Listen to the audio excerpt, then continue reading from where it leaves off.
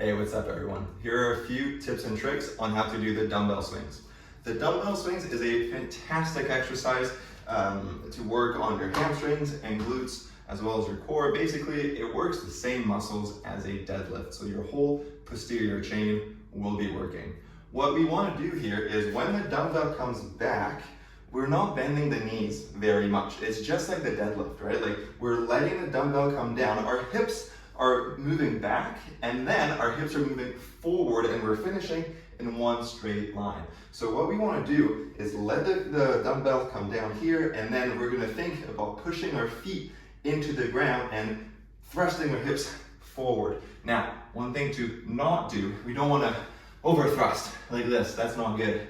So it's just from this position, we stand nice and tall. So with a dumbbell, it looks like this. So we're right here. Inhale, exhale, back and forth.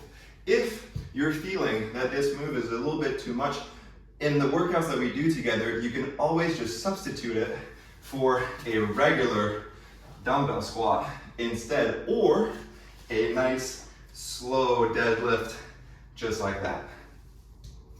All right, this one's gonna be spicy in our workouts.